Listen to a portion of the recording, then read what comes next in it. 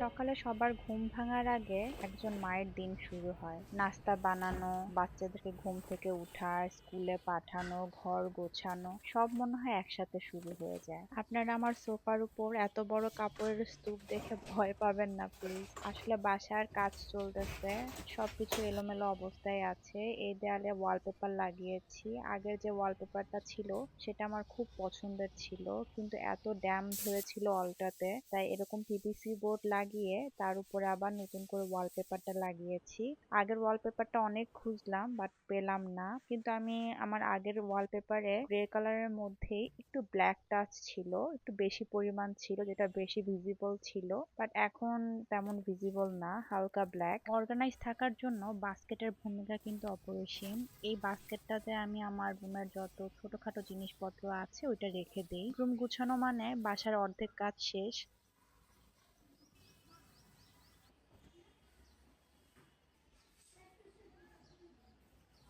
গতকালকে নিউ মার্কেটে গিয়েছিলাম।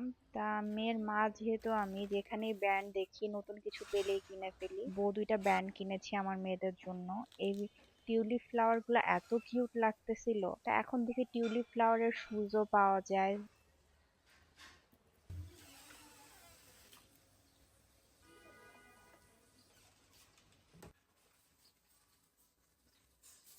এই যে আমার হেল্পিং হ্যান্ড আন্টি চলে এসেছে। কিছুদিন আগে আমি কচি ভুট্টা ব্লেন্ড করে এরকম আইস কিউবে রেখে দিয়েছিলাম। এখন ওই দুটো আইস কিউব নিয়ে একটা চিকেন কিউব দিয়ে পানি দিয়ে চুলায় বসিয়ে দিলাম। ফ্রিজের লাস্ট কিছু মাশরুম আর সসেস ছিল, ওটা আমি প্যানের মধ্যে দিয়ে দিলাম। আর এদিকে স্যুপটা নাড়াচাড়া করছি। হ্যালাপিনো কেটে রেখেছিলাম, ওটা সসেসের মধ্যে দিয়ে দিলাম সামান্য নুডলস আর মশলা, তারপরে ডিম দিয়ে দিলাম। এই নুডলস আর মশলাটা থাকে আমার বাসায় বেশিরভাগ। আমার মেয়েরা যখন নুডলস খায় তখন ওরা তো মশলা খায় না, তখন আমি এটা পরে ডিমের মধ্যে দিয়ে দিই বেশিরভাগ সময়।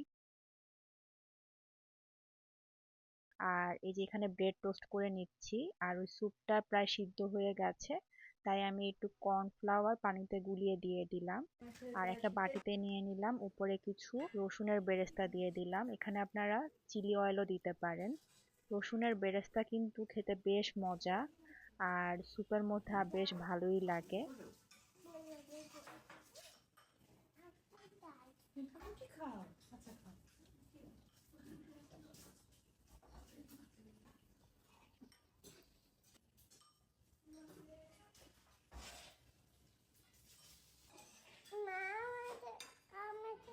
খাবে না?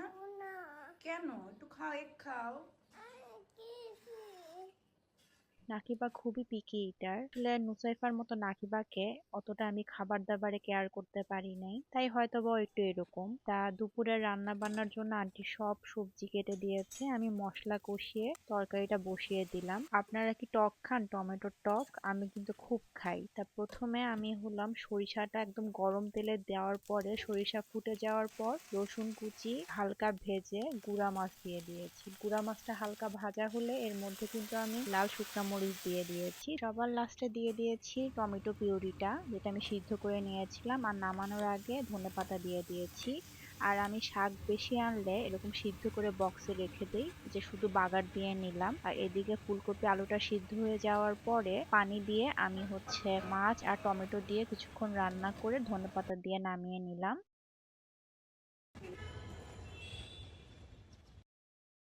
তা দুপুরে সব খাওয়া দাওয়া শেষ করে সন্ধ্যার সময় ভাবলাম একটু কোথাও বেরিয়ে আসি। ভেবেছিলাম কাছে কোথাও যাব, বাট সময় ছিল আর মনটাও তেমন ভালো ছিল না, তাই 300 ফিট চলে গিয়েছিলাম। আসলে 300 ফিটে তেমন কিছুই নাই, তারপর একটু পুকুর পাড়ে যেয়ে বসতে বেশ ভালোই লাগে।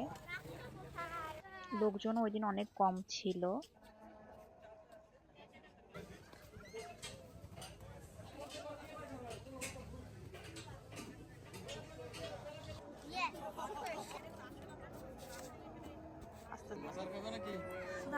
আমরা শেয়ার করবো এগুলো। মশা বাবা খাওয়াই দিব নাকি বা? বাচ্চারা এমন পাবলি, যেখানেই যাবে সেখানেই চকলেট কেক অথবা যে কোনো কেক হতেই হবে। আর বাংলাদেশে এখন কেক যে পরিমাণ ট্রেন্ডে আছে, যে কোনো জায়গায় কেক পাওয়া যায়। একদিকে আমার মেয়েদের জন্য বেশ ভালোই হয়। তা আমরা আসলে রাতে খাওয়ার প্ল্যান করি নাই, সন্ধ্যায় যেহেতু গিয়েছি তা হালকা পাতলা খাবো। আর ওখানকার হাঁস আমার একদমই পছন্দ না। যে ভর্তাগুলো দেখতেছেন একদমই মজা ছিল না, বাট পিঠাটা চাপড়িটা ভালোই ছিল। আমি আসলে ওখানে যতবারই খেয়ে তেমন কোনো কিছুই আমার ভালো লাগে নাই।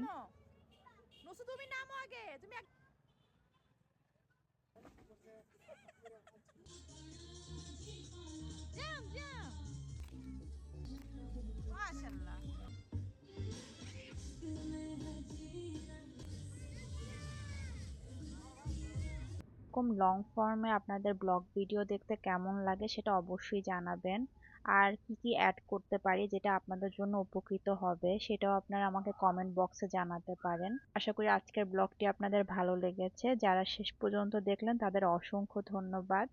ইনশাল্লাহ সামনের বৃহস্পতিবার নিয়ে আসবো আপনাদের জন্য নতুন কোনো ভিডিও। সেই পর্যন্ত সবাই ভালো থাকবেন। আল্লাহ হাফেজ।